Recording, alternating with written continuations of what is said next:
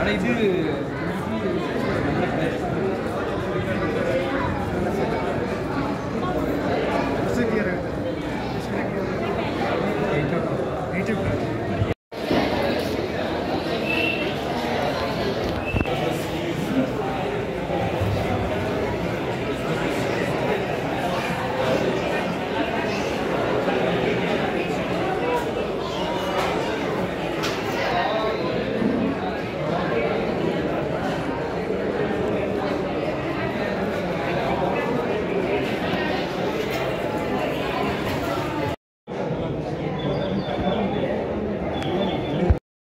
ಕರ್ನಾಟಕ ಗೆಡ್ಡೆಗೆಣಸಿನ ತೋರು.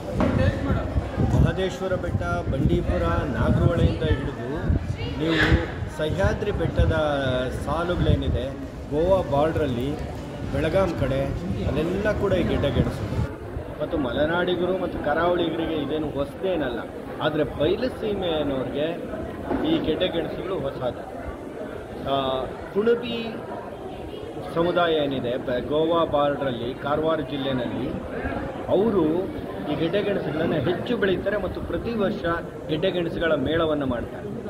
ಆ ಮೇಳದಿಂದ ಸ್ಫೂರ್ತಿಗೊಂಡು ನಾವು ಮೈಸೂರಲ್ಲಿ 2019ರಲ್ಲಿ ಈ ಗೆಡ್ಡೆಗೆಣಸು ಮೇಳವನ್ನು ಆರಂಭಿಸಿದಂತೆ. ವಿಶೇಷವಾಗಿ ನಮ್ಮ ಬಿಳಿಗಿರಿ ರಂಗನ ಬೆಟ್ಟದ ಸೋಲಿಗರು, ನಾಗರಹೊಳೆಯ ಜೇನು ಕುರುಬರು ಮತ್ತು ಬಂಡೀಪುರ ಭಾಗದ ಈರುಳಿಗರು, ಬೆಟ್ಟ ಇವರೆಲ್ಲ ಕೂಡ ಬೇರೆ ಬೇರೆ ಆದಿವಾಸಿ ಜನಾಂಗಗಳು ಅವರು ಈ ಗೆಡ್ಡೆಗೆಣಸುಗಳನ್ನು ಬೆಳೆಸ್ತಾ ಇದ್ದಾರೆ. ವಿಶೇಷವಾಗಿ ನಮ್ಮ ನಾಗರಹೊಳೆ ಕಾಡಲ್ಲಿ, ಏಕೆಂದರೆ ಅವರು ಕೇರಳಕ್ಕೆ ಗೆಡ್ಡೆಗಳನ್ನು ಹೆಚ್ಚು ಕಳಿಸ್ತಾರೆ. ಅಲ್ಲಿ ನೀಲಿ ಕಾಚಲ್ ಪರ್ಪಲ್ ಯಾಮ್ ಅನ್ನೋದು ವಿಶೇಷವಾದ ಗೆಡ್ಡೆ ಇದೆ. ಈ ಪರ್ಪಲ್ ಯಾಮ್ ಅನ್ನೋದು ಫಿಲಿಪೀನ್ಸಲ್ಲಿ ಉಬೆ ಅಂತ ಅವರ ರಾಷ್ಟ್ರೀಯ ಆಹಾರ. ಅದು ಭಾಳ ಡಾರ್ಕ್, ಅದನ್ನು ನೀವು ಬೇಯಿಸಿದರೆ ನಿಮಗೆ ಗಾಢ ನೀಲಿ ಬಣ್ಣ ಬರುತ್ತೆ. ಅದನ್ನು ನೀವು ಅನ್ನಕ್ಕೆ ಹಾಕಿರೋ ನೀಲಿ, ಇದು ಕಷಾಯ ಮಾಡಿರೂ ಕೂಡ ನೇರಳೆ ಬಣ್ಣ, ಅದು ಪರ್ಪಲ್ ಯಾಮುನ ವಿಶೇಷ. ಅದು ಆ ಥರದ ಗೆಡ್ಡೆ ಆ ಭಾಗದಲ್ಲಿ. ಗೆಡ್ಡೆಗೆಣಸು ಮೇಳಕ್ಕೆ ನಾಗರಹೊಳೆ ಭಾಗದ ಜೇನು ಕುರುಬ ಸಮುದಾಯದವರು ಅವ್ರ ಗೆಡ್ಡೆಗಳನ್ನು ತಂದಿದ್ದಾರೆ. ಮತ್ತು ಕಳೆದ 5 ವರ್ಷಗಳಿಂದ ಈ ಮೇಳ ನಡೀತಾ ಇರೋದ್ರಿಂದ ಇಲ್ಲಿ ಗೆಡ್ಡೆಗಳನ್ನು ಕೊಂಡ್ಕೊಂಡು ಹೋದಂಥ ಬೇರೆ ಬೇರೆ ಪಿರಿಯಾಪಟ್ಟಣದ ಕಾಳಪ್ಪ ಮತ್ತು ಬೇರೆ ಬೇರೆ ಈ ಮಳವಳ್ಳಿ ಭಾಗದ ಕೆಲವು ರೈತರುಗಳು ಮತ್ತು ಮಂಡ್ಯದ ಕೆಲವು ರೈತರುಗಳು ಎಲ್ಲ ಇಲ್ಲಿ ಮೈಸೂರು ಸುತ್ತಮುತ್ತಲೇ ಗೆಡ್ಡೆಗೆಣಸುಗಳು ಬೆಳೆಯಲು ಶುರುವಾಗಿದೆ. ಹಾಗಾಗಿ ಇದೊಂದು ಅವಕಾಶ. ಅವರುಗಳು ಗೆಡ್ಡೆಗೆಣಸುಗಳನ್ನು ತಂದು ಇಲ್ಲಿ ಪ್ರದರ್ಶಿಸಿರ್ತಾರೆ. ಮತ್ತು ಪ್ರತಿ ವರ್ಷದ ಮೇಳದಲ್ಲಿ ಶಾಜಿ ಅಂತ ವಯನಾಡ್ ಕೇರಳದವರು, ಅವ್ರ ಹತ್ರ 200ಕ್ಕೂ ಹೆಚ್ಚು ತಳಿಗಳಿವೆ. ಅವರು ಪ್ರತಿ ವರ್ಷ ಇಲ್ಲಿ ಪ್ರದರ್ಶನಕ್ಕೆ ತರ್ತಾರೆ. ಹಾಗಾಗಿ ಇದು ಈ ಗೆಡ್ಡೆಗೆಣಸುಗಳನ್ನು ಬೆಳೆಸೋದು ರೈತರು, ಅದನ್ನು ಮಾರ್ಕೆಟಿಗೆ ತರೋದು ಕೂಡ ರೈತರು. ಆದರೆ ಕೆಲವು ಮೌಲ್ಯವರ್ಧನೆ ಮಳಿಗೆಗಳು ಇಲ್ಲಿ ಬರ್ತಾರೆ. ಸಣ್ಣ ಪುಟ್ಟ ಉದ್ದಿಮೆದಾರರು ಅವರು ಈ ಗೆಡ್ಡೆಗೆಣಸುಗಳನ್ನು ಒಂದು ವ್ಯಾಪಾರದ ಇದಕ್ಕೆ ಜೋಡಿಸ್ಕೊಂಡಿದ್ದಾರೆ. ಆ ಥರದಲ್ಲಿ ಇಲ್ಲಿ ಅವಕಾಶ ಇದೆ. ಸ್ಪರ್ಧೆ ಮಾಡ್ತೀವಿ, ಅಲ್ಲೂ ಕೂಡ ಹೊಸ ಅಡುಗೆ ಬರುತ್ತೆ. ಈ ವರ್ಷದ ವಿಶೇಷ ಏನಪ್ಪ ಅಂದರೆ ಒಂದು ಪರ್ಪಲ್ ಯಾಮ್ನ ಮೋದಕ. ಹೇಗೆ ನಾವು ಮೋದಕ ಮಾಡ್ತೀವಿ, ಅದನ್ನು ಪರ್ಪಲ್ ಯಾಮಲ್ಲಿ ನೇರಳೆ ಬಣ್ಣದ ಮೋದಕ ಮತ್ತು ಮರ ಗೆಣಸಿನ ಚಕ್ಲಿ, ಇದೆಲ್ಲ ಕೂಡ ಸುಲಭನ ಗೆಡ್ಡೆಗೆಣಸು ಬೆಳಿಬೋದು. ಅವಕ್ಕೊಂದು ಸ್ವಲ್ಪ ಮೌಲ್ಯವರ್ಧನೆ ಕಿರೀಟ ಸಿಕ್ಬಿಟ್ರೆ ಆಗ ರೈತನಿಗೆ ಒಳ್ಳೆ ಬೆಲೆ ಸಿಗುತ್ತೆ, ಗ್ರಾಹಕರಿಗೆ ಆರೋಗ್ಯ ಸಿಗುತ್ತೆ. ಇದು ಯಾಕೋನ್ ಬೀನ್ಸ್ ಅಂತ ದಕ್ಷಿಣ ಅಮೇರಿಕದ ಆಂಡೀಸ್ ಪರ್ವತ ಶ್ರೇಣಿಯಲ್ಲಿ, ವಿಶೇಷವಾಗಿ ಮೆಕ್ಸಿಕೋ ಮತ್ತು ಪೆರುವಿನಲ್ಲಿ ಇದನ್ನು ಬೆಳೀತಾರೆ. ಇದು ನೀವು ನೋಡುತ್ತಾ ಇದ್ದರೆ ಒಂದು ರೀತಿ ಸೂರ್ಯಕಾಂತಿ ಗಿಡ ನೋಡ್ದಂಗಿರುತ್ತೆ. ಈ ಸೂರ್ಯಕಾಂತಿ ಹೆಂಗೆ ಹೂವು ಬಿಡುತ್ತೋ ಸೂರ್ಯಕಾಂತಿ ಹೂವು ನೋಡ್ದಂಗಿರುತ್ತೆ. ಕೆಳಗಡೆ ಇಲ್ಲಿ ಈ ಥರದ ಗೆಡ್ಡೆಗಳು ಇಲ್ಲಿ ರೂಪುಗೊಳ್ತವೆ. ಇದು ಭಾಳ ಸಿಹಿ. ಇದನ್ನು ಮಿಕ್ಸಿಗೆ ಹಾಕಿ ಜ್ಯೂಸ್ ತೆಗೆದು ಅದನ್ನು ನಾವು ಕಾಯಿಸಿ ಅದರಿಂದ ಒಂದು ರೀತಿ ಸಿರಪ್ ಮಾಡ್ಬೋದು. ಬೆಲ್ಲ ಕೂಡ ನಾವು ತಯಾರಿಸ್ಬೋದು. ಯಾಕೋನ್ ಬೀನ್ಸ್ನ ಶುಗರ್ ಅಥವಾ ಶುಗರ್ ಸಿರಪ್. ಮತ್ತು ಎರಡನೇದು ಇದೆಲ್ಲ ಏನಿದೆ, ಇದೆಲ್ಲ ಕಣ್ಣುಗಳಿವೆ. ಈ ಕಣ್ಣುಗಳನ್ನು ನಾವು ಸಪ್ರೇಟ್ ಒಂದೊಂದು ಮುರಿದು ಬಿಟ್ಟು ಇದನ್ನು ಪ್ರತ್ಯೇಕವಾಗಿ ಬೆಳ್ಕೋಬೋದು. ಮತ್ತು ಇದು ನೋಡಿ ಆಲ್ರೆಡಿ ಇಲ್ಲಿ ಚಿಗುರ್ತಾ ಇದೆ. ಇದು ಯಾಕೋನ್ ಗೆಡ್ಡೆಗಳು, ಭಾಳ ವಿಶೇಷವಾದಂಥದ್ದು. ಇದು ಮತ್ತೆ ಇನ್ನೊಂದು ಗಿಡ ಆಗಿ ರೂಪುಗೊಳ್ಳುತ್ತೆ. ಈ ಗೆಡ್ಡೆಗೆಣಸು ಮೇಳದಲ್ಲಿ ಈ ಥರ ಪರ್ಪಲ್ ಯಾಮ್, ಬಳ್ಳಿ ಆಲೂಗೆಡ್ಡೆ, ಕುತ್ರಿಗೆಡ್ಡೆ, ಅರಾರೂಟ್, ಕುವ್ವೆಗೆಡ್ಡೆ, ಹೂವಿಗೆಡೆನೇ ಅರಾರೂಟ್ ಮತ್ತು ಕೆಸುವಿನ ಬಗೆಗಳು ಮತ್ತು ವಿಶೇಷವಾದ ಸಿಹಿ ಗೆಣಸುಗಳು, ಹಳದಿ ಸಿಹಿ ಗೆಣಸು ಮತ್ತು ಕೆಂಪು ಸಿಹಿ ಗೆಣಸು, ಬಿಳಿ ಸಿಹಿ ಗೆಣಸು, ಈ ಥರದ ಅಪರೂಪದ ಗೆಡ್ಡೆ ಗೆಣಸುಗಳು ಈ ಮೇಳಕ್ಕೆ ಬಂದಿದೆ.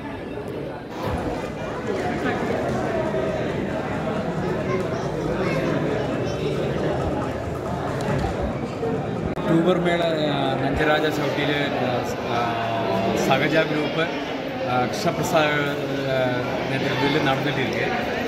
ஆனால் இப்போ இந்த மாதிரிയുള്ള ട്രഡീഷണൽ ആയിട്ടുള്ള ട്യൂബർ ക്രോപ്സ് വന്ന് യൂത്തുകൾക്ക് യുവജനങ്ങൾക്ക് അവളെ പരിചയമില്ല.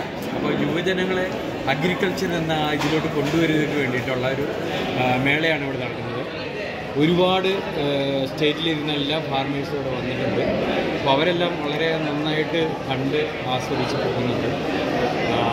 ഈ ಗೆಡ್ಡೆಗೆಣಸು ಮೇಳ ഓരോ വാരീസും, അതായത് ഓരോ ജനറേഷനും വന്നിരുന്നു. അപ്പോൾ தான் நல்ல ഹെൽത്തി ഫുഡായിട്ട് നമുക്ക് എടുക്കുള്ളൂ. ഇപ്പോൾ 350 variety tuber crops in Kerala, in Wayanad മാനന്തവാടിയിൽ നിന്ന് ഞാൻ കൊണ്ടുവന്നിരിക്കുന്നത്. അപ്പോൾ അത് என்ன വെച്ചാൽ நம்ம கர்நாடக ஸ்டேட்டில் வந்துள்ள யங்கான யூத்துகள் அப்படி அக்ரிகல்ச்சரில் வந்துடும். www.com கேட்கும்போது ஃபுட்டு கிடைக்காது. அதுக்கு சோயிலில் ஒர்க் பண்ணியால் தான் நம்ம ஃபுட்டு കഴിக்க வேண்டும். അപ്പോൾ അത് நம்ம ജനറേഷൻ தெரியணும். നല്ല ജനറേഷൻ നല്ല ഇதாக വന്നാൽ தான் நம்ம രാജ്യത്തിൻ്റെ സമ്പത്ത് എന്ന് ചെല്ലുന്നത് நம்ம യൂത്തുകൾ தான். അപ്പോൾ യൂത്തുകൾ അഗ്രികൾച്ചറിൽ വരണം. அதுக்கு வேண்டிட்டு தான் ഈ ഹെൽത്തി ഫുഡ് நம்ம சேவ் பண்ணிவிட்டு ஜெயின் கிளாஸ், அதாவது பயோடைவர்சிட்டி அப்படி என் ஃபார்மில் தயார் பண்ணியிருக்கேன். பயோடைவர்சிட்டி தான் இதெல்லாம் டிஃப்ரெண்ட் வெரைட்டி ട്യൂബർ ക്രോപ്സ് ಗೆಡ್ಡೆಗೆಣಸು சொல்லுன்னா டிஃப்ரெண்ட் வெரைட்டி. அப்போ அது நம்ம நல்ல நியூட்ரிஷன் இருக்குது. அதே மாதிரி நல்ல ஹெல்த்தி ஃபுட்டு தான் இருக்குது. இது எந்த டைமிலும் எந்த கிளைமேட் சேஞ்சிலும் நல்ல விவசாயம் பண்ணலாம் இது. ஆனால் இது ஆல் ஓவர் இந்தியா இது எடிபிள், எல்லாருமே சாப்பிடுது. അപ്പോൾ അതിനാൽ ഓൾ ഓവർ ഫാർമേഴ്സ് വ്യവസായം ഉണ്ട്. നല്ല അഗ്രികൾച്ചർ ഫുഡ് തന്നെ. ലോകത്തെ ഏറ്റവും വലിയ ഓട്ടക്കാരൻ ഉസൈൻ ബോൾട്ട്, അത് സ്റ്റാമിന ചെല്ലിച്ചിന ഇത് ട്യൂബർ ക്രോപ്സ് தான் സ്റ്റാമിന. അപ്പോൾ அந்த மாதிரி பவர்ஃபுல்லான ஃபுட்டு தான் ട്യൂബർ ക്രോപ്സ്. Thank you. ഈ 350 variety my farm Kedaram farm യൂട്യൂബിൽ ട്യൂബർമാൻ ഓഫ് ഇന്ത്യ എന്ന് യൂട്യൂബിൽ അടിച്ചതിന് മൈ ഫാം വിസിറ്റ് பண்ணலாம். My family, my mother, my father, my wife, then daughter, all over agriculture. Okay. ഒരു ഇയറിൽ வந்து all over இந்தியாவில் வந்து 40 மேளா கண்டக்ட் பண்ணாங்க all over இந்தியா. இப்போ நெக்ஸ்ட்டு பாம்பே, அதுக்கப்புறம் மகாராஷ்டிரா, ஒரு டெல்லி, அப்படியே மேலேக்கு போயிட்டே இருக்குது. ஒவ்வொரு ஸ்டேட்டில் கனெக்ட் பண்ணி போயிட்டு இருக்குது. ஆனால் all over India in people 20,000 பீப்புளுக்கு ട്യൂബർ ക്രോപ്സ് ഹാൻഡ് ഓവറിങ്. ஒவ்வொரு இயரிலும் வந்து மார்ச் 2வது ശനി ആഴ്ച ട്യൂബർ മേള മൈ ഹൗസ് ഫാമിലെ tuber mela all over India people my house visiting. പിന്നെ one week வந்து farm school, variety farm school.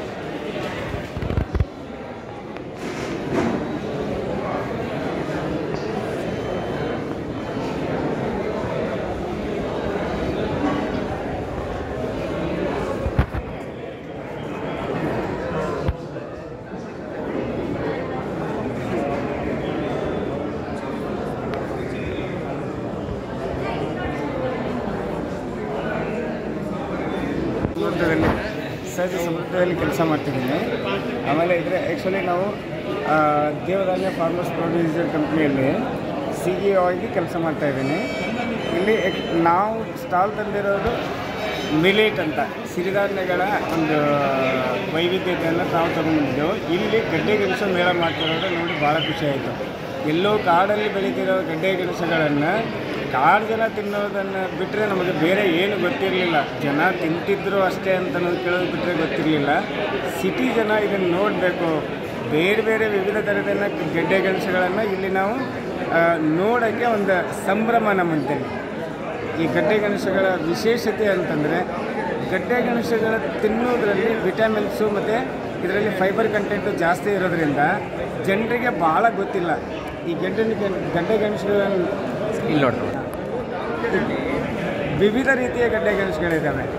ಇಲ್ಲಿ ಏನಂತಾರೆ ಕಡಲ್ ಬೆಳೆದ ಗೆಣಸುಗಳು ಅಂತಂದರೆ ಹೇಳಬೇಕು ಅಂತಂದರೆ ಜನಗಳಿಗೆ ಇದು ಯಾವ ರೀತಿ ತಿನ್ನಬೇಕು, ಇದನ್ನು ಬಾಯ್ಲ್ಡ್ ಮಾಡಬೇಕು, ಹಂಗೆ ನೇರವಾಗಿ ತಿನ್ನಬೇಕು ಅನ್ನೋದೇ ಜನರಿಗೆ ಗೊತ್ತಿಲ್ಲ.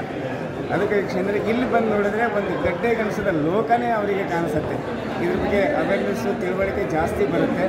ಹೀಗಾಗಿ ಈ ಗಡ್ಡೆ ಗೆಣಸು ಬೆಳೆದವರು ನೋಡಿ ಜಾಸ್ತಿ ಸುಮ್ಮನಂಥ ಗಡ್ಡೆ ಗೆಣಸುಗಳನ್ನು ತೆಗೆದುಕೊಂಡು ಇಲ್ಲಿ ಬಂದ ಹತ್ತಿರದನ್ನು ನೋಡಿದರೆ ತುಂಬ ವಿಶೇಷತೆಯನ್ನು ಇಲ್ಲಿ ಕಾಣ್ಕೋಬೋದು. ಸಹಜ ಸಮುದ್ರದವರು ಈ ಕಾರ್ಯಕ್ರಮ ಪ್ರತಿ ವರ್ಷವೂ ಕೂಡ ಮಾಡುತ್ತಾ ಬಂದಿದ್ದಾರೆ. ಜನರಿಗೆ ಒಳ್ಳೆಯ ಅವೇರ್ನೆಸ್ಸು ಮತ್ತು ಒಳ್ಳೆಯ ನೋಡಲಿಕ್ಕೆ ಅವಕಾಶವನ್ನು ಕಲ್ಪಿಸಿಕೊಟ್ಟಿದ್ದಾರೆ. ವರ್ಷ ಇನ್ನೂ ಹೆಚ್ಚೆಚ್ಚು ಹಿಂಗೆ ಆಗಲಿ ಅಂತ ಹೆಚ್ಚಂದ್ರೆ ಹೇಳ್ತಾರೆ. ಸಹಜವಾಗಿ ಇಲ್ಲೊಂದು 2-3 ರೀತಿಯಲ್ಲಿ ಗೆಣಸುಗಳನ್ನು ಸಹಜವಾಗಿ ಬೆಳೀತಾರೆ. ಉತ್ತರ ಕರ್ನಾಟಕದಲ್ಲಾಗಿರ್ಬೋದು, ದಕ್ಷಿಣ ಕರ್ನಾಟಕದಲ್ಲಾಗಿರ್ಬೋದು ನೋಡಲಿಕ್ಕೆ ಸಿಗ್ತಾಯಿದೆ. ಒಂದು ನೀಲಿ ಗೆಣಸಾಗಿರ್ಬೋದು, ಕೆಂಪು ಗೆಣಸಾಗಿರ್ಬೋದು, ಆಮೇಲೆ ಬಿಳಿ ಗೆಣಸಾಗಿರ್ಬೋದು. ಇವು ಸಹಜವಾಗಿ ಬೆಳೀತಾರೆ, ಸಹಜವಾಗಿ ಜನ ನೋಡ್ತಕ್ಕಂಥದ್ದೇ. ಇನ್ನೂ ಹಲವಾರು ರೀತಿಯಲ್ಲಿ ಗೆಣಸುಗಳಿದ್ದಾವೆ. ಆ ಗೆಣಸುಗಳನ್ನು ನಮಗೆ ನೋಡಲಿಕ್ಕೆ ಇಲ್ಲೇ ಅವಕಾಶ ಬಿಟ್ಟರೆ ಬೇರೆ ಎಲ್ಲೂ ಸಿಗಲ್ಲ. ಜನರು ಇವಾಗ ಇವಕ್ಕನ್ನ ನೋಡಿಕೊಂಡು ಸಾಕಷ್ಟು ಇಲ್ಲಿ ಬೀಜಗಳನ್ನು ಸಿಗ್ತವೆ. ಈಗ ನೋಡಿದ್ರೆ ನೆಲದಲ್ಲಿ ಆಯಾ ಮಣ್ಣಿಗೆ ತಕ್ಕಂತೆ ಗುಣಧರ್ಮಕ್ಕೆ ತಕ್ಕಂತೆ ಈ ಗಡ್ಡೆ ಗೆಣಸುಗಳನ್ನು ಬೆಳೆಸೋದ್ರಿಂದ ಜನರಿಗೂ ಒಂದು ಒಳ್ಳೆ ಹೆಲ್ದಿ ಫುಡ್ ಸಿಕ್ಕಂಗಾಗುತ್ತೆ. ಸಮೃದ್ಧದ ಸಹಯೋಗದಲ್ಲಿ ಒಂದು ಪ್ರಾಸ್ಪರ್ HD ಅಂತ ಪ್ರಾಜೆಕ್ಟದ ಅಡಿಯಲ್ಲಿ ನಾವು ದೇವಧಾನ್ಯ ರೈತ ಉತ್ಪಾದನಾ ಕಂಪನಿಯನ್ನು ನಾವು ರಿಜಿಸ್ಟ್ರೇಷನ್ ಮಾಡಿದೆವು. ನವೆಂಬರ್ 22, 2022ರಲ್ಲಿ ನಾವು ಈ ದೇವಧಾನ್ಯ ರಿಜಿಸ್ಟ್ರೇಷನ್ ಮಾಡ್ಕೊಂಡಿದ್ದೆವು. ಇದಕ್ಕೆ 10 ಜನ ಡೈರೆಕ್ಟರ್ಸ್ ಅಂದರೆ 5 ಜನ ಡೈರೆಕ್ಟರ್ಸು, 5 ಜನ ಪ್ರಮೋಟರ್ಸು ಸೇರಿ 10 ಜನಗಳಿಂದ ಪ್ರಾರಂಭವಾದ ಈ ರೈತ ಉತ್ಪಾದನಾ ಕಂಪನಿ ಇವಾಗ 400ರಿಂದ 500 ಜನ ಸೇರ್ ಹೋಲ್ಡರ್ಸು ಇದಕ್ಕಿದ್ದಾರೆ. ಇಲ್ಲಿ ಹೆಚ್ಚೆಚ್ಚಿಗೂ 60% ಹೆಣ್ಮಕ್ಕಳೇ ಇಲ್ಲಿ ಈ ದೇವಧಾನ್ಯದಲ್ಲಿ ಸೇರ್ ಹೋಲ್ಡರ್ಸು ಮತ್ತು ನಿರ್ದೇಶಕರಾಗಿ ಕೆಲಸ ಮಾಡ್ತಿದ್ದಾರೆ. ಈ ರೈತ ಉತ್ಪಾದನಾ ಕಂಪನಿಗೆ ಮುಖ್ಯವಾಗಿ ರೈತರೇ ಆಗಿರಬೇಕು, ಆಮೇಲೆ ರೈತರ ಜಮೀನಿನಲ್ಲಿ ಕೆಲಸ ಮಾಡೋವಂಥವರಾಗಿರ್ಬೇಕು. ಇಲ್ಲಿ ಇನ್ನೂ ಒಂದು ವಿಶೇಷತೆ ಹೇಳಬೇಕಾಗಿತ್ತಪ್ಪ ಅಂತಂದರೆ ಇಲ್ಲಿ ರೈತರ ನಿರ್ದೇಶಕರು ರೈತರೇ ಆಗಿದ್ದಾರೆ ಮತ್ತು ಯಾವುದೇ ಪಾಲಿಟಿಷಿಯನ್ನು ಮತ್ತು ನೌಕರಸ್ಥರು ಈ ಕಂಪನಿಯಲ್ಲಿ ಇರುವುದಿಲ್ಲ. ಇದು ಕಂಪನಿಯ ಒಂದು ಮುಖ್ಯವಾದ ವಿಶೇಷತೆ. ಆಮೇಲೆ ಎರಡನೇದಾಗಿ ಇಲ್ಲಿ ನಾವು ಅನ್ನೋದೊಂದು ರೈತರಿಗೆ ಭಾಳ ಅಮೂಲ್ಯವಾಗಿದೆ. ಅಂದರೆ ಎಲ್ಲ ಜನರು ಬ್ಯಾಂಕ್ಗಳಂತ ಮಾಡ್ಕೊಂಡಿರ್ತಾರೆ, ಹಣಕ್ಕಾಗಿ ಬ್ಯಾಂಕ್ಗಳನ್ನು ಮಾಡ್ಕೊಂಡಿರ್ತಾರೆ. ಬ್ಯಾಂಕಿಗೆ ಹೋಗ್ತಾರೆ, ದುಡ್ಡು ಇಡ್ತಾರೆ, ದುಡ್ಡು ತರ್ತಾರೆ, ಎಲ್ಲ ಮಾಡ್ತಾರೆ. ಇಲ್ಲಿ ಬೀಜ ಬ್ಯಾಂಕು ಅಂತ ಅನ್ನೋದು ಒಂದು ಭಾಳಷ್ಟು ರೈತರು ಏನು ಮಾಡ್ತಾರೆ, ಬೀಜಗಳನ್ನು ಬೆಳೆದು ನೇರವಾಗಿ ಮಾರ್ಕೆಟಿಗೆ ಸಾಗಿಸ್ತಾರೆ. ಅವ್ರಿಗೆ ಏನೂ ಗೊತ್ತಿರಲ್ಲ ಅದ್ರ ಬಗ್ಗೆ. ಮಾರ್ಕೆಟಿಗೆ ಸಾಗಿಸೋದು, ಆಮೇಲೆ ಮಾರಿದ್ದನ್ನು ದುಡ್ಡು ಬಂದಿದ್ದನ್ನು ಮನೆಗೆ ಯೂಸ್ ಮಾಡ್ಕೊಳ್ಳೋದು, ಮತ್ತೆ ಬಿತ್ತೋದು, ಮತ್ತೆ ಮಾರ್ಕೆಟಿಗೆ ಕಳಿಸೋದು. ಇಲ್ಲಿ ಬೀಜ ಬ್ಯಾಂಕ್ ಅನ್ನೋದೊಂದು ವಿಶಿಷ್ಟತೆ ರೈತರಿಗೆ. ಹೇಗೆ ಅಂತಂದರೆ ಬೀಜ ಬ್ಯಾಂಕ್ ಅಂತಂದರೆ ಒಳ್ಳೊಳ್ಳೆ ಬೆಳೆಗಳನ್ನು ಬೆಳೆದು ಒಳ್ಳೊಳ್ಳೆ ತೆನೆಗಳನ್ನು ಹಿಡಿದಿಟ್ಟುಕೊಳ್ಳೋದಾಗಿದೆ. ತೆನೆಗಳಂತಂದರೆ ರೈತರ ಹೊಲದಲ್ಲಿ ಬೆಳೆದಿದ್ದ ಬೆಳೆಗಳಲ್ಲಿ ವಿಶೇಷವಾದ ತೆನೆಗಳ ಒಳ್ಳೊಳ್ಳೆ ಬೀಜಗಳು ಬೆಳೆದಿರುವ ತೆನೆಗಳೇನೇ ಅವಕ್ಕನ್ನು ನಾವು ಹಿಡಿದಿಟ್ಟುಕೊಂಡು ಅವಕ್ಕನ್ನು ಒಳ್ಳೆಯ ರೀತಿಯಿಂದ ಸಂಸ್ಕರಣೆ ಮಾಡಿ ಅದಕ್ಕೊಂದು ಶೇಖರಣೆ ಮಾಡಿ ಹುಳ ಬೀಳದಂಗೆ, ಆಮೇಲೆ ಅದನ್ನು ಒಂದು ಒಳ್ಳೆಯ ರೀತಿಯಿಂದ ಶೇಖರಣೆ ಮಾಡಿ ರೈತರಿಗೆ ನಾವು ಬಿತ್ತನೆ ಮಾಡಲಿಕ್ಕೆ ಕೊಡ್ತೇವೆ. ಬಿತ್ತನೆ ಮಾಡಲಿಕ್ಕೆ ಹೇಗೆ ಕೊಡ್ಬೋದಪ್ಪ ಅಂತಂದರೆ ಒಂದು ಸಲ 1 kg ಕೊಟ್ಟೇವಪ್ಪ ಅಂತಂದರೆ ಅವರು ವಾಪಸ್ ನಮಗೆ 2 kg ಕೊಡಬೇಕು. ಯಾಕಂದರೆ ಅಲ್ಲಿ ಬೀಜ ಬ್ಯಾಂಕ್ನು ಬೆಳಿಬೇಕಾಗತ್ತೆ, ಮತ್ತು ನೆಕ್ಸ್ಟ್ ಇಯರು ಇನ್ನೊಬ್ಬ ರೈತರಿಗೆ ಆ ಬೀಜಗಳನ್ನು ಹಂಚೋದಾಗಿರಬೇಕು. ಹೀಗಾಗಿ ಬೀಜ ಬ್ಯಾಂಕದ ಬೆಳವಣಿಗೆ ಮುಖಾಂತರ ರೈತರಿಗೆ ವಿವಿಧ ರೀತಿಯಲ್ಲಿ ವಿವಿಧ ತಳಿಗಳ ಬೀಜಗಳನ್ನು ನಾವು ಹಂಚೋದ್ರಲ್ಲಿ ಈ ಬೀಜ ಬ್ಯಾಂಕನ್ನು ಒಳ್ಳೆ ಕೆಲಸ ಮಾಡುತ್ತೆ. ಎರಡನೇದಾಗಿ ರೈತರು ಕೇಳ್ತಾರೆ, ದುಡ್ಡಿಗಾಗಿ ಕೊಡಿ ನಮಗೆ ಬೀಜ, ಆಮೇಲೆ ವಾಪಸ್ ನಮಗೆ 2ರಷ್ಟು ಕೊಡೋಕ್ಕಾಗಲ್ಲ ಅಂತ ಹೇಳಿ. ಅದಕ್ಕೂ ನಮ್ಮಲ್ಲಿ ಲಭ್ಯವಿದೆ. ಅವರು ದುಡ್ಡಿಗಾಗಿನೂ ತೊಗೊಂಡು ಹೋಗ್ತಾರೆ. ಅವ್ರು ಬೆಳೆದಿದ್ದಾದ ನಂತರ ನಮಗೆ ಕೇಳ್ತಾರೆ, ನಮ್ಮ ಹತ್ರ ಬೆಳೆ ಇದೆ, ನಮ್ಮ ಹತ್ರ ನಾವು ಇಷ್ಟೊಂದು ಬೆಳೆದಿದ್ದೇವೆ, ನೀವು ತೊಗೊತೀರಾ ಇಲ್ಲ ಅಂತ ಕೇಳ್ತಾರೆ. ಅದಾದ ನಂತರ ಆ ಬೀಜಗಳನ್ನು ನೋಡಿ ಒಳ್ಳೆಯ ಗುಣಮಟ್ಟದ ಬೀಜಗಳಾಗಿದ್ದರೆ ಅವಕ್ಕನ್ನು ನಾವು ಖರೀದಿ ಮಾಡ್ತೇವೆ.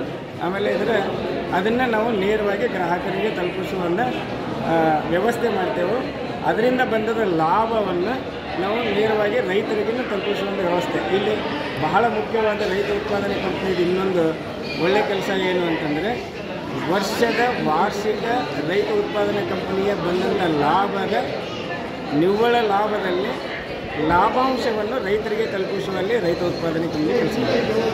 ಹೆಂಗಪ್ಪ ಅಂತಂದರೆ, ಈಗ ಒಂದಿಷ್ಟು ರೈತ ಉತ್ಪಾದನೆ ಕಂಪನಿಗೆ ಲಾಭ ಆಯಿತುಪ್ಪ ಅಂತಂದರೆ, ಯಾವ್ಯಾವ ರೈತರು ನಮಗೆ ಎಷ್ಟೆಷ್ಟು ಮಾಲ್ಗಳನ್ನು ಕೊಟ್ಟಿದ್ದಾರೆ ಆ ಮಾಲ್ಗಳ ವಿವರಣೆ ಮೇಲೆ ಅವರಿಗೆ ಲಾಭಾಂಶವನ್ನು ಸಿಗ್ತದೆ.